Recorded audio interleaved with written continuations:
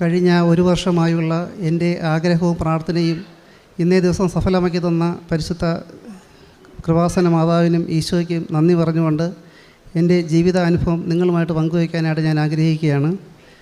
എൻ്റെ പേര് പ്രമോദ് കുമാർ KR. എൻ്റെ വീട് തിരുവനന്തപുരം ജില്ലയിലെ പ്രാവച്ചമ്പലം എന്നുള്ള സ്ഥലത്താണ്.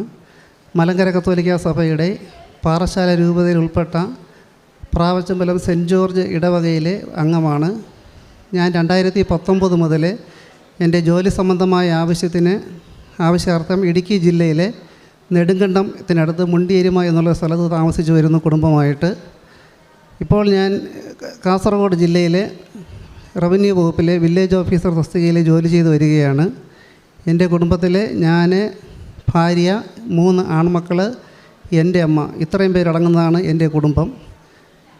ഈ മരിയൻ ഉടമ്പടിയിലൂടെ എനിക്ക് കിട്ടിയ ബോധ്യങ്ങൾ, എൻ്റെ വിശ്വാസ ജീവിതത്തിലുണ്ടായ മാറ്റങ്ങളും ആദ്യമായി നിങ്ങളോട് പങ്കുവച്ചതിന് ശേഷം എൻ്റെ നിയോഗത്തിലേക്ക് കടക്കാമെന്ന് ഞാൻ ആഗ്രഹിക്കുകയാണ്. എനിക്കുണ്ടായ 3 ബോധ്യങ്ങൾ, അതായത് മരിയൻ ഉടമ്പടിയിലൂടെ ഞാൻ ഈ കൃപാസനത്തിൽ വന്ന് ഉടമ്പടി എടുത്തതിന് ശേഷം എനിക്കുണ്ടായ 3 ബോധ്യങ്ങളിൽ ഒന്നാമതെന്ന് വെച്ചാൽ, നമ്മുടെ ഏത് ആഗ്രഹവും സാധിച്ചു തരുവാൻ ദൈവത്തിന് സാധിക്കും. പക്ഷേ അതിന് നമ്മൾ വിശ്വാസത്തോടുകൂടി പ്രാർത്ഥിക്കണം. അപ്പം ഏത് അനുഗ്രഹം നമുക്ക് വേണമെങ്കിലും ആദ്യം നമുക്ക് വേണ്ടത് വിശ്വാസമാണ്. അപ്പോൾ ഇതൊക്കെ ഞാൻ നേരത്തെ തന്നെ കേട്ടിട്ടും അറിഞ്ഞിട്ടുള്ളതാണെങ്കിലും അത് ബോധ്യമായത് ഈ ഉടമ്പടി എടുത്ത ശേഷമാണ്. ഈ വിശ്വാസത്തോടെ പ്രാർത്ഥന, വെറും വിശ്വാസത്തോടെയുള്ള പ്രാർത്ഥനയല്ല, പ്രവൃത്തി കൂടെയുള്ള വിശ്വാസം. ആ വിശ്വാസത്തോടെ പ്രാർത്ഥിച്ചാൽ ഏത് ആഗ്രഹവും അനുഗ്രഹവും നമുക്ക് ദൈവം പരിശുദ്ധ അമ്മയിലൂടെ നമുക്ക് സാധിച്ചു തരും. രണ്ടാമത്, നമ്മൾ ദൈവത്തെ സംശയിക്കാതിരിക്കുക. ഏത് വലിയ ആഗ്രഹവും അനുഗ്രഹവും നമുക്ക് കിട്ടാനും നമ്മൾ ഒരിക്കലും ദൈവത്തെ സംശയിക്കരുത്. അത് യാക്കോബിൻ്റെ ലേഖനത്തിൽ തന്നെ പറയുന്നുണ്ട്. നമ്മൾ ചഞ്ചല ചിത്തനും സംശയാലുമായ ഒരുവന് ദൈവത്തിൽ നിന്ന് ഒരു അനുഗ്രഹവും ലഭിക്കുകയില്ല എന്ന് തിരുവചനത്തിൽ തന്നെ പറയുന്നുണ്ട്. അപ്പോൾ നമ്മൾ മിക്കവാറും ദൈവത്തെ സംശയിക്കുന്നതിന് കാരണം നമ്മുടെ ഈ ചെറിയ ബുദ്ധിയും നമ്മുടെ യുക്തി അനുസരിച്ച് ഇതെങ്ങനെ സാധിക്കുമെന്ന് നമ്മൾ ദൈവത്തോട് ചോദിക്കുമ്പോഴാണ് നമുക്ക് ഈ ദൈവത്തിലുള്ള സംശയം വരുന്നത്.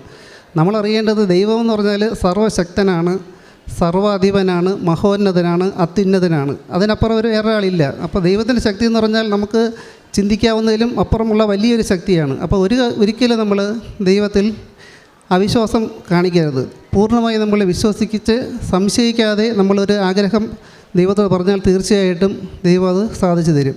മൂന്നാമത്തെ കാര്യം എന്ന് പറഞ്ഞാൽ ക്ഷമയോടെ കാത്തിരിക്കുക. അതാണ് ഏറ്റവും ബുദ്ധിമുട്ടുള്ളൊരു കാര്യവും. നമുക്ക് വിശ്വസിക്കാനും ദൈവത്തെ സംശയിക്കാതിരിക്കാനൊക്കെ വളരെ എളുപ്പമാണ്. പക്ഷേ ഈ ക്ഷമയോടെ കാത്തിരിക്കുക എന്നുള്ളത് ഭയങ്കര ബുദ്ധിമുട്ടുള്ള കാര്യമാണ്. ഈ പറയുമ്പോൾ നിങ്ങൾക്കെല്ലാം ഇപ്പം തോന്നുമായിരിക്കും ഈ പറയുന്ന ആൾക്ക് ഇത് എളുപ്പമാണ്. ഇതേ അവസ്ഥ തന്നെയായിരുന്നു കഴിഞ്ഞ ഒരു വർഷത്തിലധികമായി ഞാനും ഇത് തന്നെ കേട്ടുകൊണ്ടിരുന്നതായിരുന്നു. എല്ലാവരും പറയുമ്പോൾ ക്ഷമയോടെ കാത്തിരിക്കണം എന്ന് പറയുമ്പോൾ നമ്മൾ മനസ്സിൽ പറയും ഈ പറയുന്നവർക്ക് ഇതെല്ലാം പറയാൻ എളുപ്പമുണ്ട്. പക്ഷേ ഈ കടന്നു പോകുന്ന ഈ അവസ്ഥയിൽ കൂടെ കടന്നു പോകുന്ന നമുക്ക് മാത്രമേ അതിൻ്റെ ബുദ്ധിമുട്ട് എന്താണെന്ന് നമുക്ക് അറിയാൻ ഒക്കുള്ളൂ. പക്ഷേ ഈ 3 കാര്യങ്ങൾ നമ്മൾ കൃത്യമായി പാലിച്ചാൽ, പ്രവൃത്തിയിലൂടെയുള്ള വിശ്വാസം, ദൈവത്തെ സംശയിക്കാതിരിക്കുക, അതുപോലെ തന്നെ ക്ഷമയോടെ കാത്തിരിക്കുക, ഈ 3 കാര്യങ്ങൾ നമ്മൾ ഈ ഉടമ്പടിയോടൊപ്പം ചേർത്ത് വെച്ചാൽ നമുക്ക് നടക്കുന്നു കിട്ടാത്ത ഒരു അനുഗ്രഹവും ഇല്ല എന്നുള്ളത് എൻ്റെ ഈ ഉടമ്പടിയിലൂടെ എനിക്ക് വ്യക്തമായൊരു കാര്യമാണ്.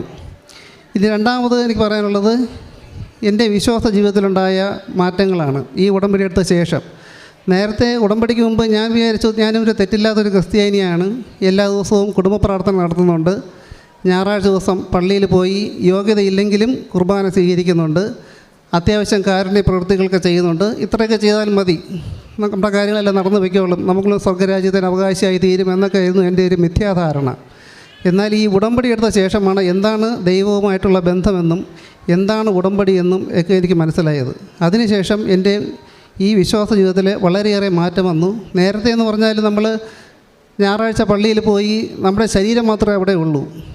പ്രാർത്ഥനയ്ക്കൊന്നും നമ്മുടെ ഒരു ഏകാഗ്രതയോ ഒന്നും ഉണ്ടാകാറില്ല. നമ്മൾ കുർബാന സ്വീകരിക്കാൻ വേണ്ടി നാക്ക് നീട്ടുമ്പോൾ പോലും നമുക്ക് പ്രത്യേകിച്ച് ഒരു ഫീലിംഗ് ഉണ്ടാവാറില്ല. കാര്യം വെച്ചാൽ നമ്മുടെ മനസ്സിങ്ങനെ ഒരു ഏകാഗ്രതയിൽ ഇങ്ങനെ സഞ്ചരിച്ചുകൊണ്ടിരിക്കും.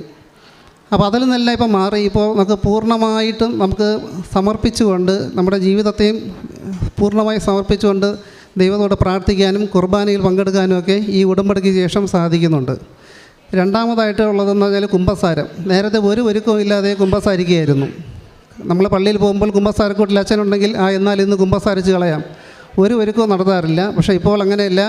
ഉടമ്പടി പ്രകാരം ഇവിടുത്തെ നിബന്ധന അനുസരിച്ച് ആഴ്ചയിൽ 2 പ്രാവശ്യം അല്ലെ 2 ആഴ്ച കൂടുമ്പോൾ കുമ്പസാരിക്കണം എന്നുള്ളത് അത് കൃത്യമായിട്ട് എനിക്ക് പാലിക്കാൻ പറ്റുന്നില്ലെങ്കിലും കുമ്പസാരിക്കുമ്പോഴെല്ലാം നല്ലപോലെ ഒരുങ്ങി പാവങ്ങളെ പറ്റിയെല്ലാം ശരിക്ക് അത് ഓർത്തെടുത്ത് അതിനെപ്പറ്റി അനുതപിച്ച് പശ്ചാത്തപിച്ച് കുമ്പസാരത്തിന് മുൻപും അതിന് ശേഷമുള്ള പ്രാർത്ഥനകളെല്ലാം കൃത്യമായിട്ട് ചൊല്ലി ഒരുങ്ങി കുമ്പസാരിക്കാനായിട്ട് സാധിക്കുന്നുണ്ട്.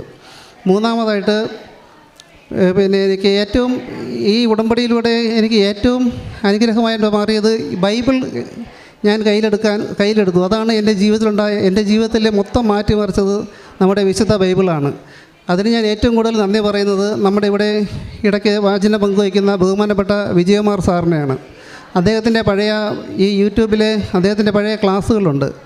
അപ്പോൾ അദ്ദേഹം പറയുന്നത് നമ്മൾ മൊബൈൽ കൊണ്ട് നടക്കുന്നതിനേക്കാളും ഉപരിയായിട്ട് നമ്മുടെ കയ്യെത്തും ദൂരത്ത് എപ്പോഴും ഒരു ബൈബിൾ ഉണ്ടായിരിക്കണമെന്നാണ്. അദ്ദേഹത്തിൻ്റെ വീട്ടിലെ അടുക്കള ഉൾപ്പെടെ എല്ലാ മുറിയിലും ബൈബിൾ ഉണ്ടെന്നാണ് പറയുന്നത്. അതുപോലെ അദ്ദേഹം സഞ്ചരിക്കുന്ന കാറിൽ കൊണ്ടു നടക്കുന്ന ബാഗിൽ എപ്പോഴും നമ്മുടെ കയ്യെത്തും ദൂരത്ത് തന്നെ ഒരു ബൈബിൾ ഉണ്ടായിരിക്കണം. അത് എന്നെ വളരെയധികം ചിന്തിപ്പിക്കുകയും പ്രചോദിപ്പിക്കുകയും ചെയ്തു. ശരിക്കും അതിനുശേഷമാണ് ഞാൻ ബൈബിൾ കൂടുതലായിട്ട് വായിക്കാനും പഠിക്കാനും ഗ്രഹിക്കാനും തുടങ്ങിയത്. പക്ഷേ ആദ്യമൊന്നും വായിക്കുമ്പോൾ ഒന്നും മനസ്സിലാവില്ലായിരുന്നു. പ്രത്യേകിച്ച് പഴയ നിയമങ്ങളിലൊക്കെ നമ്മൾ വായിക്കുമ്പോൾ ഒന്നും മനസ്സിലാവില്ല. അങ്ങനെ ഇരിക്കുകയാണ് കഴിഞ്ഞ വർഷം പെന്തക്കോസ്ത തിരുനാളിനനുബന്ധിച്ച് എനിക്ക് 10 ദിവസം തിരുവനന്തപുരത്ത് ഡാനിയേൽ അച്ഛൻ്റെ മൗണ്ട് കർമ്മൽ ധ്യാന കേന്ദ്രത്തിൽ ഒരു 10 ദിവസത്തെ ധ്യാനം കൂടാൻ അവസരമുണ്ടായി. അവിടെ വെച്ച് ബൈബിളിനെ പറ്റി അദ്ദേഹം ഒരു ക്ലാസ് ഉണ്ടായിരുന്നു. ബൈബിള് ദൈവനിവേശിതമാണെന്നും പരിശുദ്ധാത്മാവിൻ്റെ ശക്തിയാൽ അത് എഴുതപ്പെട്ടതാണെന്നും ബൈബിളിലെ ഓരോ വചനത്തിലും ദൈവത്തിൻ്റെ നിശ്വാസങ്ങൾ ഉണ്ടെന്നൊക്കെയുള്ള ആ ഒരു വലിയ അറിവ് അതിലൂടെ സാധിച്ചു. അപ്പോഴെനിക്ക് മനസ്സിലായി പരിശുദ്ധാത്മാവിൻ്റെ ശക്തി ഉണ്ടെങ്കിൽ മാത്രമേ നമുക്ക് ബൈബിൾ വായിച്ച് ഗ്രഹിച്ചെടുക്കാനായിട്ട് പറ്റുകയുള്ളൂ. അത് നമുക്ക് വെറുതെ ബൈബിൾ വായിച്ച് പോകാമെന്നല്ലാതെ അതെന്താണ് നമ്മളോട് സംസാരിക്കുന്നത്. ശരിക്കും ബൈബിൾ വായിക്കുക എന്ന് പറഞ്ഞാൽ ദൈവം നമ്മോട് സംസാരിക്കുന്നതാണ്. അപ്പോൾ എന്താണ് ദൈവം നമ്മോട് സംസാരിക്കുന്നത് എന്നുള്ളത് മനസ്സിലാക്കണമെന്നുണ്ടെങ്കിൽ പരിശുദ്ധാത്മാവിൻ്റെ ഒരു പിൻബലം നമുക്കുണ്ടെങ്കിൽ മാത്രമേ അത് സാധിക്കുകയുള്ളൂ. അതെനിക്ക് ബോധ്യമായത് ഈ വിജയകുമാർ സാർ പറയുമായിരുന്നു, അദ്ദേഹത്തിൻ്റെ ജീവിതത്തിലെ പ്രതിസന്ധികളിലൂടെയൊക്കെ കടന്നു പോകുമ്പോഴെല്ലാം ബൈബിൾ വായിക്കുമ്പോൾ ദൈവം സംസാരിക്കാറുണ്ട്, ദൈവം അദ്ദേഹത്തോട് സംസാരിക്കാറുണ്ടെന്നൊക്കെ പറയുമായിരുന്നു. പക്ഷേ ഞാനും അതുപോലെയൊക്കെ പരീക്ഷിച്ച് നോക്കിയെങ്കിലും അങ്ങനെ ദൈവം സംസാരിക്കുന്നതായിട്ടുള്ള ഒരു അനുഭവം എനിക്ക് തോന്നിയില്ല. പക്ഷേ അതിനുശേഷം ഇപ്പോൾ ഈ പറഞ്ഞതുപോലെ പരിശുദ്ധാത്മാവിൻ്റെ കൂടെ പ്രാർത്ഥിച്ച ശേഷം നമ്മൾ ബൈബിൾ വായിച്ചാൽ നമ്മുടെ ജീവിതത്തിൻ്റെ പ്രതിസന്ധിയിലൂടെ കടന്നു പോകുമ്പോൾ, പ്രത്യേകിച്ച് നമ്മൾ ഏതെങ്കിലും ദുഃഖകരമായ ഒരവസ്ഥയിൽ നമ്മൾ ഒരു വചനം എടുത്താൽ, എൻ്റെ അനുഭവമാണത്, നിങ്ങൾക്ക് എങ്ങനെയാണെന്ന് എനിക്ക് അറിഞ്ഞുകൂടാ, നമ്മൾ ചില വചനങ്ങളിങ്ങനെ വായിച്ചു പോകുമ്പോൾ നമ്മുടെ ഉച്ചം തല മുതൽ ഉള്ളംകാല് വരെ ഒരു വല്ലാത്തൊരു പെരുപ്പും ഒരു വല്ലാത്തൊരു ഫീലിംഗാണ്. നമുക്കത് ശരീരത്തിൽ ശരിക്കും അനുഭവിക്കാനായിട്ട് സാധിക്കും. പക്ഷേ നമ്മൾ അതേ വചനം തന്നെ വീണ്ടും ഒന്നുകൂടെ വായിച്ചാൽ അതില്ല. അപ്പോഴേക്ക് മനസ്സിലായി ശരിക്കും ഇത് ദൈവം നമ്മോട് സംസാരിക്കുന്നതാണെന്ന്. അപ്പോൾ അതെല്ലാം ഈ ഉടമ്പടി എടുത്ത ശേഷം മാത്രമാണ് ഈ ബൈബിള് ഇത്രയും ശക്തിയോടെ, ഇത്ര വലിയ ശക്തിയുണ്ടെന്നും ഇത് ദൈവത്തിൻ്റെ വചനമാണെന്നും ഒക്കെ എനിക്ക് മനസ്സിലായത്. അതുപോലെ നമ്മൾ ഈ ഉടമ്പടിയിൽ പറയുന്നുണ്ട് ദൈവത്തെ സ്നേഹിക്കണം. അപ്പോൾ കാണാത്ത ദൈവത്തെ നമുക്ക് എങ്ങനെയാണ് സ്നേഹിക്കാൻ പറ്റുക? അത് ഒരു വലിയ ചോദ്യമായിരുന്നു എൻ്റെ മുമ്പിൽ. നമ്മൾ ഉടമ്പടി എടുത്തിട്ട് ദൈവത്തെ സ്നേഹിക്കണം, ഈ കാണാത്ത ദൈവത്തെ നമുക്ക് എങ്ങനെ സ്നേഹിക്കാനായിട്ട് സാധിക്കും? അപ്പോഴാണ് നമ്മൾ യോഹന്നാൻ്റെ സുവിശേഷത്തിൽ എഴുതിയിട്ടുണ്ട്, ആദിയിൽ വചനമുണ്ടായിരുന്നു, വചനം ദൈവത്തോടുകൂടിയായിരുന്നു, വചനം ദൈവമായിരുന്നു. അപ്പോൾ വചനത്തെ സ്നേഹിച്ചാൽ നമുക്ക് ദൈവത്തെ സ്നേഹിക്കാൻ സാധിക്കുമെന്നുള്ളൊരു ബോധ്യം എനിക്ക് കിട്ടി. അപ്പോൾ വചനത്തെ സ്നേഹിക്കണമെന്നുണ്ടെങ്കിൽ നമ്മൾ വചനം വായിച്ചാൽ മാത്രം പോരാ, വചനം അനുസരിച്ച് നമ്മൾ ജീവിക്കണം. അപ്പോൾ വചനം അനുസരിച്ച് എങ്ങനെ ജീവിക്കുന്നു നോക്കിയപ്പോഴാണ് മത്തായിയുടെ സുവിശേഷം 5, 6, 7 അധ്യായങ്ങളിൽ അത് യേശു കൃത്യമായിട്ട് പറയുന്നുണ്ട് നമ്മൾ എങ്ങനെയാണ് ജീവിക്കേണ്ടത്, നമ്മുടെ ജീവിതം എങ്ങനെ ക്രമീകരിക്കണം. സ്വർഗ്ഗസ്ഥനായ പിതാവേ എന്നുള്ള പ്രാർത്ഥന തുടങ്ങിയ എല്ലാ കാര്യങ്ങളും ഈ 3 അധ്യായങ്ങൾ, മലയിലെ പ്രസംഗം എന്നുള്ള ആ 5, 6, 7 അധ്യായങ്ങളിൽ വളരെ വ്യക്തമായിട്ട് വിശദീകരിച്ചിട്ടുണ്ട്.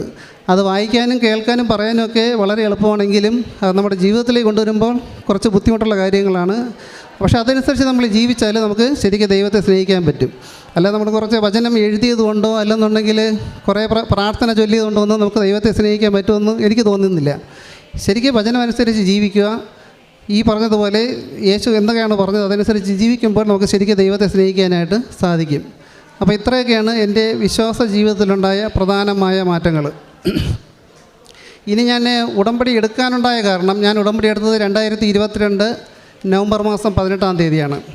ഞാൻ ഇടുക്കി ജില്ലയിലെ വില്ലേജ് ഓഫീസറായിട്ട് ജോലി ചെയ്തുകൊണ്ടിരുന്ന അവസരത്തിൽ എനിക്കെതിരെ ഒരാൾ കൊടുത്ത പരാതിയിന്മേൽ അതിൽ ഒരു കേസ് രജിസ്റ്റർ ചെയ്യുകയും അങ്ങനെ കുറച്ചു കാലം അച്ചടക്ക നടപടിയുടെ ഭാഗമായി എനിക്ക് സർവീസിൽ നിന്ന് മാറി നിൽക്കേണ്ടി വന്നു. ആ ഒരു വിഷമഘട്ടത്തിലാണ് ഞാനിവിടെ ആദ്യമായിട്ട് കടന്നു വരികയും ഉടമ്പടി എടുക്കുകയും ചെയ്യുന്നത്. ഇവിടെ കടന്നു വന്നപ്പോഴോ ഉടമ്പടി എടുത്തപ്പോഴോ ഒന്നും എനിക്ക് യാതൊരു വിശ്വാസമില്ലായിരുന്നു. കാര്യം വെച്ചാൽ എൻ്റെ ബുദ്ധി അനുസരിച്ച് അല്ലെങ്കിൽ എൻ്റെ യുക്തിക്കനുസരിച്ച് ഉടമ്പടിയും എൻ്റെ ഈ നിയോഗവും തമ്മിൽ ഇതെങ്ങനെ ഒത്തുപോകും എന്നുള്ള ഒരു വലിയ സംശയമായിരുന്നു എൻ്റെ മുമ്പിലുണ്ടായിരുന്നത്. അതുകൊണ്ട് തന്നെ ഈ ഉടമ്പടി നിബന്ധനകളെല്ലാം തന്നെ ഞാൻ വളരെ യാന്ത്രികമായിട്ടാണ് നടത്തിക്കൊണ്ടിരുന്നത്. വാച്ച് നോക്കിയിട്ട് കൃത്യം അരമണിക്കൂർ ബൈബിൾ വായിക്കും. ഉടമ്പടി പത്രം നമ്മുടെ ഈ കൃപാസന പത്രം കൊടുത്തു തീർക്കാൻ തന്നെ ഏകദേശം 1 മാസത്തോളം വേണ്ടി വന്നു. ആദ്യത്തെ ഒരു കെട്ട് പത്രം കൊടുക്കാൻ തന്നെ 1 മാസത്തോളം വേണ്ടി വന്നു. വലിയ വിശ്വാസമൊന്നുമില്ലായിരുന്നു. കുമ്പസാരിക്കുകയോ ഒരുങ്ങുകയൊന്നും ചെയ്തില്ല. ഉടമ്പടി എടുത്തു പിറ്റേ ദിവസം മുതൽ തന്നെ തിരികെത്തിച്ച് വെച്ച് പ്രാർത്ഥിക്കാൻ തുടങ്ങി. അങ്ങനെ കുറച്ച് ദിവസം കഴിഞ്ഞപ്പോഴത്തേക്ക് എനിക്ക് സംശയമായി. ഞാൻ ഈ സാക്ഷ്യങ്ങളൊക്കെ കേട്ട് തുടങ്ങിയപ്പോഴത്തേക്ക് ഇത് എൻ്റെ നിയോഗവുമായി ബന്ധപ്പെട്ട യാതൊന്നും തന്നെ ഈ സാക്ഷ്യങ്ങളൊന്നും കാണുന്നില്ല. അതിനകത്ത് വരുന്നതിൽ ഭൂരിഭാഗവും ഈ വിദേശത്ത് പഠനത്തിന് പോകാനായിട്ട് OET പാസ്സാകുന്നതോ അല്ലെങ്കിൽ IELTS പാസ്സാകുന്നതോ അല്ലെങ്കിൽ ജപ്തി മാറുന്നതോ അല്ലാതെ വിവാഹം കഴിഞ്ഞിട്ട് വർഷങ്ങളായിട്ട് മക്കളില്ലാതിരുന്നവർ ദമ്പതിമാർക്ക് മക്കൾ കിട്ടുന്നത്, കടം മാറുന്നത്, വസ്തു വയ്ക്കുന്നത്, വീട് ലഭിക്കുന്നത്, അങ്ങനെയൊക്കെയുള്ള എൻ്റെ ആവുമായിട്ട് ബന്ധപ്പെട്ട യാതൊരു സാക്ഷ്യവും അതിനകത്ത് കേൾക്കാൻ സാധിച്ചില്ല. അപ്പോൾ എനിക്ക് വീണ്ടും സംശയമായി, ഇത് എൻ്റെ ഉടമ്പടി ഈ എൻ്റെ നിയോഗങ്ങൾ ഈ ഉടമ്പടിയുടെ പരിധിയിൽ വരുന്നതാണോ? ആ ദിവസമാണ് എനിക്ക് കൊല്ലത്തു നിന്നുള്ള ഒരു പോലീസ് ഉദ്യോഗസ്ഥൻ്റെ ഒരു സാക്ഷ്യം കേൾക്കാനിടയായത്. അദ്ദേഹത്തിനും എന്തോ ജോലി സംബന്ധമായ കേസും പ്രശ്നമൊക്കെ ഉണ്ടായിരുന്നു. അങ്ങനെ അദ്ദേഹം കുറച്ചു കാലം സസ്പെൻഷനിലായിരുന്നു. വീണ്ടും ഇവിടെ വന്ന് ഉടമ്പടി എടുത്ത് പ്രാർത്ഥിച്ചു. അദ്ദേഹത്തിനെ തിരിച്ച് സർവീസിൽ പ്രവേശിച്ചു. അപ്പോൾ അത് കേട്ടപ്പോൾ എനിക്ക് ബോധ്യമായി എൻ്റെ ആവശ്യവും ഈ ഉടമ്പടിയുടെ പരിധിക്കുള്ളിൽ വരുന്നത് തന്നെയാണ്. അപ്പോൾ വീണ്ടും ഞാൻ ഉടമ്പടിയായിട്ട് മുന്നോട്ട് പോകാനായിട്ട് തീരുമാനിച്ചു. അങ്ങനെ ദിവസങ്ങളും ആഴ്ചകളൊക്കെ കടന്നുപോയി. പക്ഷേ ഒരു മാറ്റവും ഇല്ല. ഞാൻ എൻ്റെ കഴിവിൻ്റെ പരമാവധി പ്രാർത്ഥനയും ബാക്കി ഉടമ്പടി നിബന്ധനകളൊക്കെ പാലിക്കുന്നുണ്ടെങ്കിലും എൻ്റെ നിയോഗങ്ങളൊന്നും കടന്നു കിട്ടുന്നതിൻ്റെ യാതൊരു ലക്ഷണവും കാണുന്നില്ല. അപ്പോൾ എനിക്ക് വീണ്ടും സംശയമായി, ഈ ഉടമ്പടി ദൈവം അംഗീകരിച്ചതാണോ? എനിക്ക് സംശയം. ഇപ്പം ഉടമ്പടി നമ്മൾ അച്ഛൻ്റെ ക്ലാസ് കേൾക്കുമ്പോൾ തന്നെ അറിയാം, ഉടമ്പടി എന്ന് പറഞ്ഞാൽ 2 വ്യക്തികൾ തമ്മിലുള്ള ഒരു എഗ്രിമെൻ്റാണ്. അതിൽ ഒരു കക്ഷി ദൈവവും ഒരു കക്ഷി നമ്മളുമാണ്. അപ്പോൾ ഞാൻ ഒക്കെ എല്ലാം സമ്മതിച്ചു, 6 നിയോഗങ്ങൾ എഴുതി ഒപ്പിട്ട് ഇവിടെ സമർപ്പിച്ചു. പക്ഷേ അത് ദൈവം അംഗീകരിച്ചോ ഇല്ലയോ എന്നുള്ളത് ഒരു സംശയമുള്ള കാര്യമായിരുന്നു. അപ്പോൾ ഞാൻ ദൈവത്തോട് പ്രാർത്ഥിച്ചു, ദൈവമേ ഈ ഉടമ്പടി അംഗീകരിച്ചിട്ടുണ്ടെങ്കിൽ എനിക്ക് എന്തെങ്കിലും ഒരു തെളിവാണ്. കാരണം എന്ന് വെച്ചാൽ അപ്പോൾ തന്നെ ഞാൻ നവംബർ ഉടമ്പടി എടുത്തു. ഒരു ഡിസംബർ ജനുവരിയൊക്കെ ആയി. ഡിസംബർ ജനുവരി മാസം എന്ന് പറഞ്ഞാൽ നമ്മൾ ഇടുക്കി ജില്ലയിലെ ഹൈറേഞ്ച് മേഖലയിൽ നട്ടുച്ചയ്ക്ക് പോലും നല്ല തണുപ്പാണ്. അപ്പോൾ രാവിലെ 5:30 മണിക്ക് കഴിച്ച് പ്രത്യക്ഷീകരണ പ്രാർത്ഥന ചെല്ലണമെന്നുണ്ടെങ്കിൽ നമ്മൾ 5 മണിക്ക് കഴിക്കണം. അപ്പോൾ ഈ കൊടും തണുപ്പത്ത് നമ്മൾ ഈ കിടന്ന് കഷ്ടപ്പെടുന്നതിന് എന്തെങ്കിലും പ്രയോജനം വേണ്ടേ? അപ്പോൾ ഈ ഉടമ്പടി ദൈവം അംഗീകരിക്കാത്തൊരു ഉടമ്പടിയാണെന്നുണ്ടെങ്കിൽ നമ്മൾ ഈ പ്രാർത്ഥനയുമായിട്ട് മുമ്പോട്ട് പോയിട്ട് ഒരു കാര്യവുമില്ല. അങ്ങനെ ഞാനിങ്ങനെ സംശയിച്ചിരുന്നപ്പോഴാണ് ഒരു ദിവസം രാത്രി 9 മണിയായി കാണും. അപ്പോൾ ഒരു കണ്ണൂരിൽ നിന്നുള്ള ഒരു ജെസ്സി എന്നുള്ളൊരു ചേച്ചിയുടെ ഒരു സാക്ഷ്യം ഇങ്ങനെ സംപ്രേഷണം ചെയ്യുകയുണ്ടായി. അപ്പോൾ നമുക്ക് സാക്ഷ്യം പറയുന്ന ആളിൻ്റെ പുറകിൽ നമ്മുടെ ഈ മാതാവിൻ്റെ രൂപം കാണാനായിട്ട് സാധിക്കും. നിങ്ങളത് വിശ്വസിക്കുകയോ ഇല്ലയോ എന്ന് എനിക്ക് അറിഞ്ഞുകൂടാ. ഞാൻ ആ സാക്ഷ്യം കേട്ടിങ്ങനെ തുടങ്ങിയതേ ഉള്ളൂ. പെട്ടെന്ന് തന്നെ നമ്മളെ ഈ മാതാവിൻ്റെ ഈ ഭാഗത്തായിട്ട് ഈ നടുക്കായിട്ട് നമ്മുടെ ഈ പുറകിലുള്ള ഈശോയുടെ ഒരു രേഖാചിത്രം പോലുള്ള രൂപം, അതായത് ആ നെറ്റി, പിരികം, കണ്ണ്, മൂക്ക്, ചുണ്ട്, മീശ, താടി, ഇത്രയുണ്ട് നല്ല വ്യക്തമായിട്ട് കാണാം ഒരു രൂപം ഈ മാതാവിൻ്റെ ഇങ്ങനെ തെളിഞ്ഞു വന്നു. അപ്പോൾ എനിക്ക് ആദ്യം പെട്ടെന്നത് വിശ്വസിച്ചില്ല, ഇത് ശരിയാണോ സത്യമാണോ എന്നുള്ളത്. അത് നിങ്ങൾ എത്രമാത്രം വിശ്വസിക്കുന്നു എനിക്ക് തോന്നുന്നില്ല. ഇപ്പോൾ ഞാനീ പറയുന്നത് നിങ്ങൾ കാണുകയും ഞാനീ പറയുന്നത് നിങ്ങൾ കേൾക്കുകയും എന്നെ കാണുകയും ചെയ്യുന്നത് നിങ്ങൾ വിശ്വസിക്കാമെങ്കിൽ ഇത് നിങ്ങൾ വിശ്വസിച്ചേ പറ്റുള്ളൂ. കാര്യം അത്ര വ്യക്തമായിട്ട് ഞാൻ കണ്ടു. ഞാൻ പെട്ടെന്ന് അതൊക്കെ നിർത്തിയിട്ട് അടുത്തൊരു സാക്ഷ്യത്തിലേക്ക് പോയി. അപ്പോൾ ഇല്ല, നമ്മുടെ സാധാരണ ഈ മാതാവ് തന്നെയാണ്. വീണ്ടും സ്ക്രോൾ ചെയ്ത് അടുത്തതിലേക്ക് പോയി, അതിലും ഈ മാതാവ് തന്നെയാണ്. വീണ്ടും ഞാൻ ഈ ജെസ്സി ചേച്ചിയുടെ സാക്ഷ്യത്തിലേക്ക് വന്നു. അപ്പോഴും ഈ യേശുവയുടെ രൂപം അത് കൃത്യമായിട്ട് അതിനകത്ത് കാണുന്നുണ്ട്. പെട്ടെന്ന് ഞാനത് അടച്ചു വെച്ചു, മതിയാക്കിയിട്ട് പോയി കിടന്നു. അപ്പോൾ എനിക്ക് ബോധ്യമായി എൻ്റെ ഉടമ്പടി എന്തായാലും ദൈവം അംഗീകരിച്ചിട്ടുണ്ട്, അതിൻ്റെ ഒരു അടയാളമാണ് ഇപ്പോൾ ഈ കണ്ടതെന്നുള്ളത് എനിക്ക് ബോധ്യമായി. അപ്പോൾ ഞാൻ വിചാരിച്ചിട്ട് ഉടനെ തന്നെ അധികം താമസമില്ലാതെ തന്നെ എൻ്റെ കാര്യങ്ങളൊക്കെ സാധിച്ചു കിട്ടും എന്നിങ്ങനെ വളരെ പ്രതീക്ഷയോടെ ഇരുന്നു. വീണ്ടും ദിവസങ്ങളും ആഴ്ചകളൊക്കെ ഇങ്ങനെ കടന്നുപോയി. പ്രത്യേകിച്ച് ഒരു മാറ്റവുമില്ല. അപ്പോൾ വീണ്ടും സംശയം, ഇനിയിപ്പോൾ ഞാൻ കണ്ടത് ഇനിയിപ്പോൾ എനിക്ക് തന്നെ സംശയമായിപ്പോയി ഇത് ശരിയാണോ എന്നുള്ളത്. അപ്പോൾ ഞാൻ അവിടെ ഏകദേശം അപ്പോൾ ഒരു മാർച്ച് മാസം സമയമായി. അപ്പോൾ ഞാൻ അവിടെ ഇടുക്കിയിൽ ഞാൻ താമസിക്കുന്നിടത്ത് ഒരു 1 ഏക്കർ സ്ഥലത്ത് ഞാൻ ഏലം കൃഷി ചെയ്തിട്ടുണ്ട്. അപ്പോൾ മാർച്ച് മാസം ആയപ്പോഴത്തേക്ക് നല്ല ഉണക്കായി. അപ്പോൾ ഏലത്തിന് അത്യാവശ്യം വേനൽക്കാലത്ത് വെള്ളം നനയ്ക്കേണ്ടതുണ്ട്. ഞങ്ങൾക്ക് വെള്ളത്തിന് കുറച്ച് ക്ഷാമമുള്ള സമയമാണ്. അപ്പോൾ ആ ദിവസങ്ങളിലൊക്കെ നമ്മുടെ ചുറ്റുവട്ടമുള്ള പ്രദേശങ്ങൾ കട്ടപ്പന, നെടുങ്കണ്ടം, കുമ്മളി ഭാഗത്തൊക്കെ ഉച്ചയ്ക്ക് ശേഷം വേനൽ മഴ പെയ്തതായിട്ട് ഇങ്ങനെ അറിഞ്ഞു. അപ്പോൾ ഞാനും പറഞ്ഞു, ദൈവമേ ഇന്ന് ഉച്ചയ്ക്ക് ശേഷം ഒരു മഴ പെയ്താൽ എനിക്കൊരു അടയാളവുമാവും, ഈ ചെടിക്കൊക്കെ ഒന്ന് ദൈവത്തെ പരീക്ഷിക്കാനുള്ളൊരു പരിപാടിയായിരുന്നു. അപ്പോൾ ഇതിനൊന്ന് നനഞ്ഞു കിട്ടുകയും ചെയ്യും, എനിക്കൊരു അടയാളമാവും. പെട്ടെന്ന് എനിക്ക് പറഞ്ഞിട്ട് ഒരു 2 മണി സമയമായി കാണും, ഒരു നട്ടുവച്ച സമയമാണ്. അന്നവിടെ ഏലത്തിന് പണിക്കാരും ഉണ്ടായിരുന്നു. ഒരു തുള്ളി വെള്ളം, അതായത് സൂര്യൻ ഇങ്ങനെ കത്തി ജ്വലിച്ച് നിൽക്കുന്നു, ആകാശത്ത് മേഘത്തിൻ്റെ ഒരു പൊട്ട് പോലുമില്ല, പെട്ടെന്ന് ഒരു തുള്ളി വെള്ളം എൻ്റെ തലയിൽ വന്ന് വീണു. മഴ പെയ്തില്ല. ഞാനതിങ്ങനെ വലത് കൈ പൈത്തോണ്ട് ഇങ്ങനെ തുടച്ച് നോക്കിയപ്പോൾ എൻ്റെ കൈപ്പത്ത് നിറച്ച് വെള്ളം. അപ്പോൾ അതോടൊക്കെ എനിക്ക് ബോധ്യമായി, ഇനിയിപ്പം നമ്മൾ അടയാളം ചോദിക്കേണ്ട ആവശ്യമില്ല, എൻ്റെ ഉടമ്പടി ശരിക്കും ട്രാക്കിൽ തന്നെയാണ്, ഇനി ക്ഷമയോടെ കാത്തിരിക്കുക എന്നുള്ള ആ ഒരു ദൈവവചനം മാത്രം പാലിച്ചാൽ മതി. അങ്ങനെ അത് മുമ്പോട്ട് പോയി. പക്ഷേ എന്നിട്ടും എൻ്റെ കാര്യങ്ങളിലൊന്നും യാതൊരു നടപടിയും തീരുമാനവും ആയില്ല. ഉടമ്പടികൾ കൃത്യമായിട്ട് പുതുക്കിക്കൊണ്ടിരുന്നു. അങ്ങനെ മൂന്നാമത്തെ ഉടമ്പടി പുതുക്കലായി. മൂന്നാമത്തെ ഉടമ്പടി പുതുക്കിയപ്പോൾ ഞാനൊരു നിയോഗമായിട്ട് വെച്ചു, ദൈവമേ ഈ ഉടമ്പടി കാലയളവിനുള്ളിൽ, അതായത് ഈ ഉടമ്പടി തീരുന്നതിന് മുമ്പായിട്ട് എന്നെ ഈ പ്രത്യക്ഷീകരണത്തിൻ്റെ ഒരു സാക്ഷിയാക്കി ഉയർത്തണമേ എന്ന് ഞാൻ പ്രാർത്ഥിച്ചു. അങ്ങനെ ദിവസങ്ങളിങ്ങനെ കടന്നുപോയി, യാതൊരു മാറ്റവുമില്ല. എന്നാൽ കൃത്യം ഈ ഉടമ്പടി തീരുന്നതിൻ്റെ അവസാന മണിക്കൂറിൽ, അതായത് എനിക്ക് എൻ്റെ തലേ ദിവസം ഒരു വെള്ളിയാഴ്ചയായിരുന്നു, എനിക്കിന്ന് തൃശ്ശൂരിൽ ഒരു കോടതി ഡ്യൂട്ടി ഉണ്ടായിരുന്നു. അങ്ങനെ കോടതി പോകാൻ വേണ്ടി ഞാൻ തൃശ്ശൂരിൽ അവിടെ ബസ് സ്റ്റാൻഡിൻ്റെ അടുത്ത് ഒരു ലോഡ്ജിൽ റൂം എടുത്തിട്ട് ഞാൻ അവിടെ താളിൻ്റെ ചോദിച്ചു, അവിടെ തൊട്ടടുത്ത് പള്ളിയിലുണ്ട്. പ്രത്യേകിച്ച് രാവിലെ പള്ളിയിൽ പോയി പ്രാർത്ഥിച്ച് കുർബാന കൂടാനായിട്ട് പറഞ്ഞ പള്ളിയുണ്ട്, കുറച്ച് ദൂരം ആണ്, പക്ഷേ കുർബാന ഉണ്ടോ അതിൻ്റെ സമയമൊന്നും അയാൾക്ക് അറിയില്ല എന്ന് പറഞ്ഞു. രാത്രി ഞാൻ തപ്പിപ്പിടിച്ച് ആ പള്ളി കണ്ടുപിടിച്ച് നോക്കിയപ്പം രാവിലെ 7:30 കുർബാനയുണ്ട്. ഞാൻ രാവിലെ റെഡിയായി. ഇന്നത്തെ പോലെ അന്ന് ലാസ്റ്റ് ദിവസമാണ്, അന്ന് ഉടമ്പടി തീരുന്ന ദിവസമാണ്. അപ്പോൾ രാവിലെ പ്രത്യക്ഷീകരണ പ്രാർത്ഥന ചൊല്ലി ജപമാല ചൊല്ലിയിട്ട് റെഡിയായി പള്ളിയിലേക്ക് പോയി. 7:30 കുർബാന കൂടി. ഒന്നുകൂടെ ഓർക്കണം, അന്ന് ഉടമ്പടി തീരുന്ന ലാസ്റ്റ് ദിവസമാണ്. ഞാൻ നിയോഗത്തിൽ വെച്ചിരുന്നത് ഈ ഉടമ്പടി കാലയളവിനുള്ളിൽ എൻ്റെ ആവശ്യം സാധിച്ചു തരണമെന്നതായിരുന്നു. അങ്ങനെ ഏകദേശം ഒരു 9:30 മണിയായപ്പോഴത്തേക്ക് കുർബാന കഴിഞ്ഞു. ഞാൻ കാപ്പ് ഒഴിച്ച് കോടതിയിൽ പോകാനായിട്ട് ബസ്സിൽ കയറിയപ്പോൾ എനിക്ക് ഫോൺ വന്നു, എൻ്റെ പോസ്റ്റിംഗ് ഓർഡർ ആയിട്ടുണ്ട്, കാസർഗോഡ് ജില്ലയിലാണ്, എത്രയും പെട്ടെന്ന് ജോയിൻ ചെയ്യണം എന്നുള്ളത്. അത് നോക്കുക, ഏകദേശം ആ സമയത്തായിരുന്നു ഞാനിവിടെ നിന്ന് ഉടമ്പടി പുതുക്കിയത്. ഞാൻ 1ാമത്തെ ബാച്ചിലായിരുന്നു ഈ 3ാമത്തെ ഉടമ്പടി പുതുക്കിയത്. അതായത് 7 മണിക്ക് കയറിയാൽ ഏകദേശം ഒരു 9:30-10 മണിയോടുകൂടി ആ ഉടമ്പടി പുതുക്കി നമ്മളെ ഇവിടെ നിന്ന് പുറത്തിറങ്ങാൻ സാധിക്കും. അപ്പോൾ ആ സമയം വരെയും അതാണ് ഞാൻ പറഞ്ഞത്, ക്ഷമയോടെ കാത്തിരിക്കണം. ഈ പലപ്പോഴും എനിക്ക് ഈ 1 വർഷ കാലയളവിൽ തോന്നിയിട്ടുണ്ട്, ഇതൊന്നും നടക്കുന്ന കാര്യമല്ല, ഇതെല്ലാം ഇട്ടെറിഞ്ഞ് പോയാലോ എന്നൊക്കെ തോന്നിയിട്ടുണ്ടായിരുന്നു. പക്ഷേ എന്തോ ദൈവാനുഗ്രഹം കൊണ്ട് എനിക്ക് ആ ഉടമ്പടിയിൽ നിന്ന് മാറാൻ സാധിച്ചില്ല. അത് തന്നെ ഇങ്ങനെ തുടർന്ന് പോന്നു, എൻ്റെ ആവശ്യം സാധിച്ചു കിട്ടുകയും ചെയ്തു. അപ്പോൾ അതിന്മേലും ഈ അച്ഛൻ പറയും, മാതാവിന് സമയത്തിന് മേൽ അധികാരമുണ്ട്, സമയത്തിന് മേൽ അധികാരമുണ്ടെന്ന്. അപ്പോൾ എനിക്ക് സമയച്ചുരുക്കം എനിക്ക് അനുഭവിച്ചില്ലെങ്കിലും സമയത്തിന്മേൽ മാതാവിനുള്ള അധികാരമുണ്ടെന്നുള്ളത് എനിക്ക് പൂർണ്ണമായി ബോധ്യപ്പെട്ടു. ഇനി സമയച്ചുരുക്കം ലഭിക്കാത്തത് വേറൊരു വലിയൊരു കാര്യമാണ്. കാര്യം വെച്ചാൽ ഇതെനിക്ക് നേരത്തെ നടന്ന് കിട്ടിയിരുന്നുണ്ടെങ്കിൽ എനിക്ക് ഇത്രയും ദൈവത്തോട്ട് അടുക്കുവാനായിട്ട് സാധിക്കുമായിരുന്നില്ല. ഇപ്പോൾ നമ്മുടെ ഇടുക്കി ഭാഷയിലൊക്കെ പറഞ്ഞാൽ ഒരാളെ അറിയാമെന്ന് ചോദിച്ചാൽ നമ്മൾ പറയും, ഞങ്ങൾ തമ്മിൽ വാടാപോടാ ബന്ധമാണെന്ന് പറയും. അത്രയും അടുത്താണ്. ഇപ്പം നമുക്ക് ദൈവമായിട്ട് അതുപോലെ ഒരു ബന്ധം ഈ ഉടമ്പടിയിലൂടെ നമുക്ക് നേടിയെടുക്കാനായിട്ട് സാധിച്ചു. അത് ഈ പറഞ്ഞ പോലെ സമയം ചുരുങ്ങിയിരുന്നുണ്ടെങ്കിൽ ഇത്രയും നമുക്ക് തീക്ഷ്ണതയോടുകൂടി ദൈവത്തിൽ ആശ്രയിക്കാനായിട്ട് പറ്റുകയില്ലായിരുന്നു. അപ്പം ഈ സമയ ചുരുക്കം കിട്ടാത്തത് ഒന്നുമാക്കിയാൽ നമുക്കത് ഭാഗ്യം കൂടെയാണ്. നമുക്ക് അത്രയും കാലം കൂടെ നമുക്ക് ദൈവത്തോട് ചേർന്ന് നിൽക്കുവാനായിട്ട് സാധിക്കും. അപ്പോൾ ഇതാണ് എൻ്റെ 1ാമത്തെ നിയോഗം. 2ാമത്തെ നിയോഗം എൻ്റെ ഭാര്യയുടെ തലവേദനയായിരുന്നു. ഏകദേശം ഒരു 23 വർഷത്തോളം 23 വർഷത്തിൽ കൂടുതലായി തലവേദന ഉണ്ടായിരുന്നു. പല മരുന്നുകളും കഴിച്ചു, പല ആശുപത്രിയിലും കാണിച്ചു, പക്ഷേ ഒരു മാറ്റം ഉണ്ടായില്ല. ഒരു 1.5 വർഷം മുമ്പായിട്ട് തിരുവനന്തപുരത്ത് ഒരു പ്രമുഖ സ്വകാര്യ ആശുപത്രിയിൽ ഒരാഴ്ച അവിടെ അഡ്മിറ്റായിട്ട് ബ്ലഡ് ടെസ്റ്റ് മുതൽ MRI സ്കാൻ വരെയുള്ള എല്ലാ പരിശോധനയും നടത്തി. എന്നിട്ടും രോഗം കണ്ടുപിടിക്കുകയോ ഒരു ശമനം ഉണ്ടാവുകയോ ചെയ്തില്ല. ഈ ഉടമ്പടിയിൽ ഞാൻ ആദ്യത്തെ ഉടമ്പടിയിൽ തന്നെ ഒരു നിയോഗം വച്ചിരുന്നു. ഇപ്പോൾ അത് പൂർണ്ണമായിട്ട് മാറി. 2ാമതായിട്ട് എൻ്റെ മൂത്ത മകൻ്റെ പേര് കെവിൻ എന്നാണ്. അവന് ഒരു 6-7 വർഷമായിട്ട് അലർജിയുടെ അസുഖം ഉണ്ടായിരുന്നു. ഭയങ്കരമായിട്ട് ചുമയായിരുന്നു അവൻ്റെ. ചുമച്ച് ഇങ്ങനെ പോലെ വളയുമായിരുന്നു കൊച്ചിലേക്ക്. അങ്ങനെ ആദ്യം മരുന്നും ആൻറ്റിബയോട്ടിക്കും കൊടുത്താലൊന്നും അത് ഒരു കുറവുണ്ടായില്ല. അവസാനം സ്റ്റിറോയിഡ് ഇഞ്ചക്ഷൻ കൊടുത്താണ് അത് നിർത്തിയിരുന്നത്. അപ്പോൾ ഇങ്ങനെ സ്ഥിരമായിട്ട് സ്റ്റിറോയിഡ് ഇഞ്ചക്ഷൻ കൊടുക്കുന്നത് ദോഷമാണെന്ന് പറഞ്ഞു. അങ്ങനെ തിരുവനന്തപുരത്ത് തന്നെയുള്ള ഒരു അലർജി സ്പെഷ്യലിസ്റ്റ് ഡോക്ടറെ കാണിച്ചു.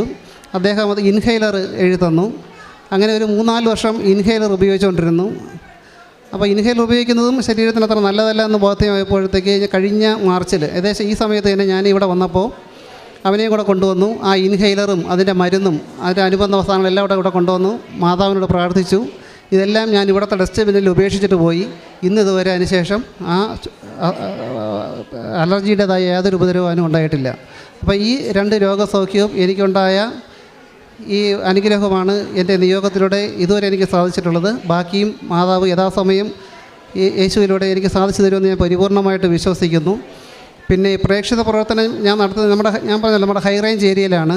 അപ്പോൾ പ്രേക്ഷിത പ്രവർത്തന ഭാഗമായി ഞാൻ ആദ്യമായി ഈ പത്രം കൊടുത്തപ്പോൾ പലർക്കും ഇവിടെ വരണമെന്നുണ്ട്. പക്ഷേ അത് നമ്മുടെ വളരെ പിന്നോക്കമായ ഒരു മേഖലയാണ്. ഈ തോട്ടം തൊഴിലാളികളും തൊഴിലുറപ്പ് തൊഴിലാളികളും ഒക്കെ അവർക്ക് തുച്ഛമായ വരുമാനം കൊണ്ട് ജീവിച്ചു വരുന്നവരാണ്. അപ്പോൾ അവർക്കൊന്നും ഇത്രയും പൈസ മുടക്കി കരിച്ചാൽ ഒരു ദിവസം കൊണ്ട് ഇവിടെ വന്നു പോകാനായിട്ട് സാധിക്കുകയില്ല. അന്നേരം ഞാൻ ഓർത്തു, എനിക്കിപ്പോൾ പ്രത്യേകിച്ച് പണിയൊന്നുമില്ലല്ലോ, നമുക്ക് എന്തുകൊണ്ട് ഈ താല്പര്യമുള്ള ആൾക്കാരെ ഒന്ന് കൊണ്ടുപോയിക്കൂടാ, കൃപാസനത്തിലേക്ക് കൊണ്ടുപോയിക്കൂടാ. അങ്ങനെ എൻ്റെ തൊട്ടടുത്തുള്ള കോമ്പയാർ എന്നുള്ള സ്ഥലത്ത് ഒരു സെൻറ്റ് മേരീസ് പള്ളിയുണ്ട്, ഒരു മലങ്കര പള്ളിയാണ്.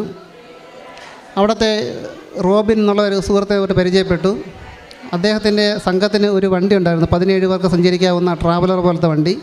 അങ്ങനെ ഞങ്ങൾ കൃപാസനത്തിലേക്ക് ആൾക്കാരെ കൊണ്ടുവരാനുള്ള ഒരു ദൗത്യം ആരംഭിച്ചു.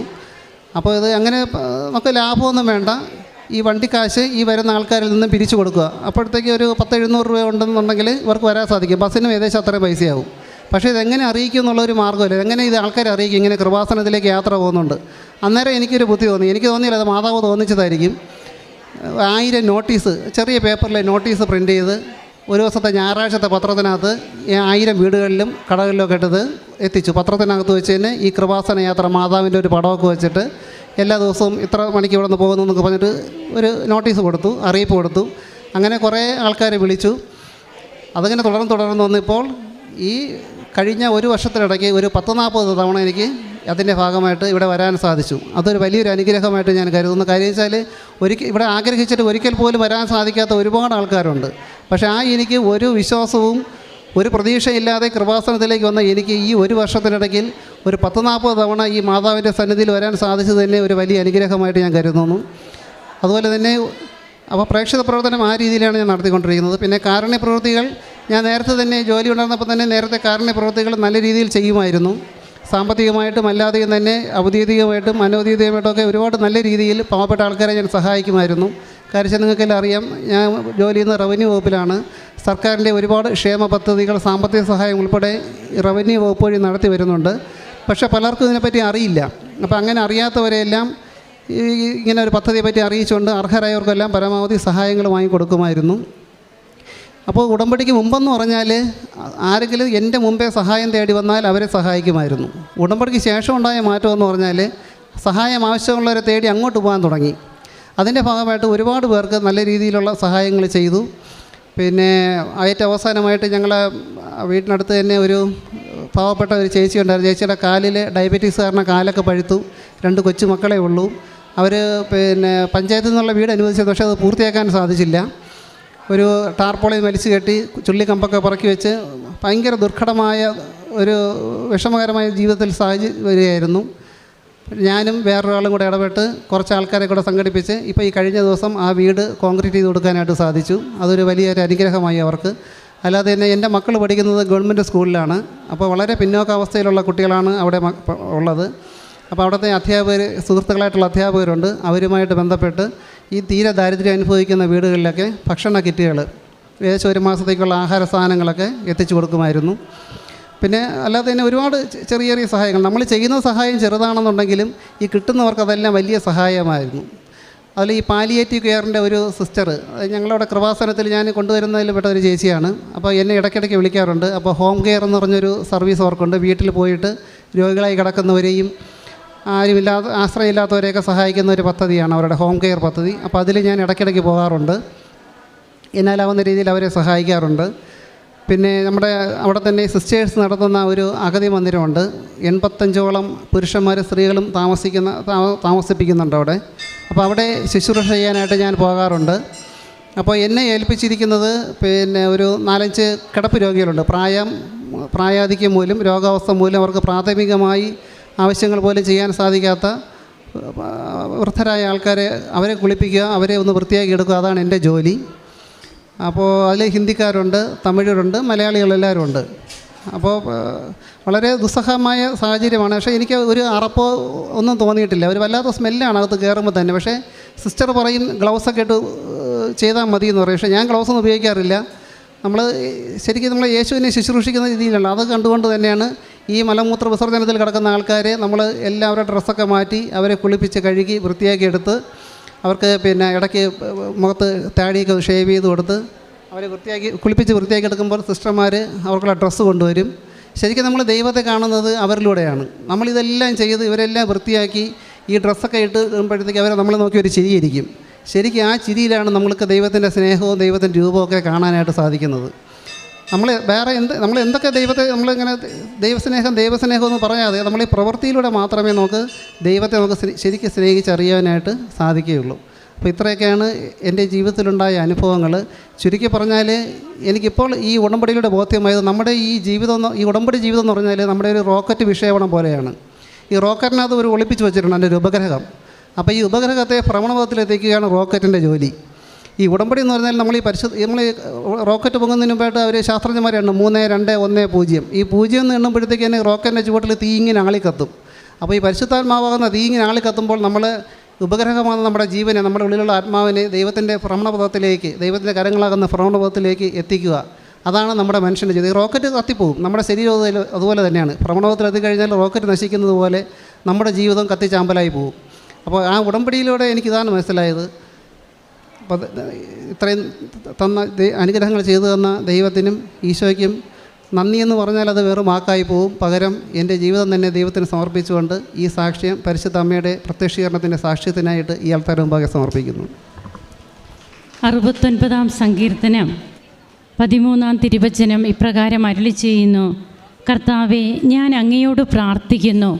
കരുണാസമ്പന്നനായ അങ്ങയ്ക്ക് ഉചിതമെന്ന് തോന്നുമ്പോൾ എനിക്ക് ഉത്തരമരുളണമേ. കർത്താവിൻ്റെ ഉചിതമായ സമയം അത് നമ്മുടെ ജീവിതത്തിൽ എപ്പോഴാണ് കടന്നു വരിക? ഇവിടെ പറഞ്ഞ അനുഭവ സാക്ഷ്യത്തിൽ ക്ഷമയോടെ കാത്തിരിക്കണമെന്നും അതുപോലെ തനിക്ക് വിശ്വാസ ജീവിതത്തിൽ വന്ന മാറ്റങ്ങൾ എന്ത്, തൻ്റെ ഭൗതികമായ ചിന്താരീതികളിലൊക്കെ വന്ന മാറ്റങ്ങൾ എങ്ങനെയാണ് ഉടമ്പടി തന്നെ ഇന്ന് ഇവിടെ നിന്ന് സാക്ഷ്യം പറയുവാനുള്ള ഒരു ഉപകരണമാക്കി മാറ്റിയത്. ദൈവത്തെ മഹത്വപ്പെടുത്തി പരിശുദ്ധ അമ്മയെ വണങ്ങിക്കൊണ്ട് ദൈവത്തെ മഹത്വപ്പെടുത്തുവാൻ എങ്ങനെ ഉടമ്പടി തന്നെ സഹായിച്ചു. അത് വളരെ വ്യക്തമായി തന്നെ ഇവിടെ പങ്കുവെച്ച് നാം കേട്ടതാണ്. അങ്ങനെ തനിക്ക് കിട്ടിയ ഭൗതികമായ കാര്യങ്ങളെക്കാൾ ഉപരി തൻ്റെ ജീവിതത്തിൽ ആകെ വന്ന മാറ്റങ്ങൾ, എങ്ങനെ ദൈവം തൻ്റെ ജീവിതത്തെ സ്പന്ദിച്ചു, എങ്ങനെയാണ് ദൈവം ഉടമ്പടിയെടുത്ത മക്കളെ സന്ദർശിക്കുന്നത്.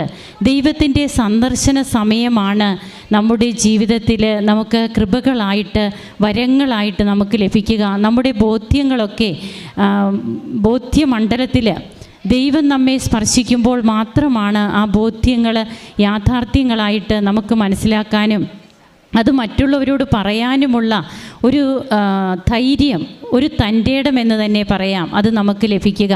അത് പോസിറ്റീവായിട്ടാണ്. ദൈവത്തെ എന്ത് വന്നാലും എൻ്റെ ദൈവത്തിനാണ് എൻ്റെ ജീവിതത്തിൽ ഒന്നാം സ്ഥാനം, അത് പ്രഥമ സ്ഥാനം എൻ്റെ തമ്പുരാന് തന്നെ എന്നുള്ളതാണ് ഉടമ്പടിയിലൂടെ ജീവിക്കുന്ന മക്കൾ തങ്ങളുടെ ജീവിതത്തിൽ ഏറ്റുപറയുന്നത്. അതിന് പിന്നീട് അവരുടെ ജീവിതത്തിൽ അതവർ മറക്കില്ല.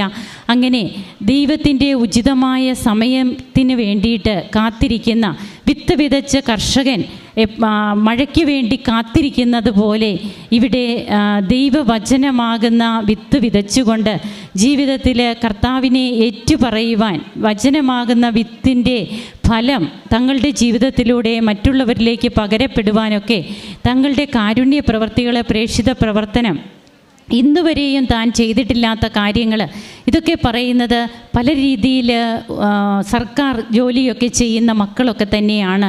പല പ്രൊഫഷണൽസ്, ഡോക്ടേഴ്സ്, ഇവരൊക്കെ വന്ന് അവരുടെ അനുഭവ സാക്ഷ്യം പങ്കുവെക്കുമ്പോൾ ദൈവം എങ്ങനെ തങ്ങൾക്ക് സമീപസ്ഥനായി സാക്ഷ്യം കേട്ടുകൊണ്ടിരിക്കുമ്പോൾ തന്നെ അമ്മയുടെ രൂപത്തിനടുത്ത് ഈശോയെ കൂടെ തനിക്ക് ദർശിക്കുവാൻ സാധിക്കുന്നു. ഈശോയുടെ രേഖാചിത്രം അത് ഇപ്പോൾ ഇവിടെ ഇരിക്കുന്നവരോ ഇത് കേൾക്കുന്നവരോ വിശ്വസിച്ചാലും ഇല്ലെങ്കിലും അത് ഈ മകനെ സംബന്ധിച്ച് ഈ മകൻ്റെ ഹൃദയത്തിൽ കുത്തിവെച്ച രൂപമാണ്. അത് ആര് പറഞ്ഞാലും ഇനി മാറില്ല. അതാണ് ഓരോ വ്യക്തികൾക്കും അവരുടെ ജീവിതത്തിൽ ദൈവത്തോട് അടുക്കുമ്പോൾ കിട്ടുന്ന ആ ദൈവസ്നേഹം, ആ ദൃഢത, അത് പരിശുദ്ധാത്മാവ് നമുക്ക് നൽകുന്നതാണ്.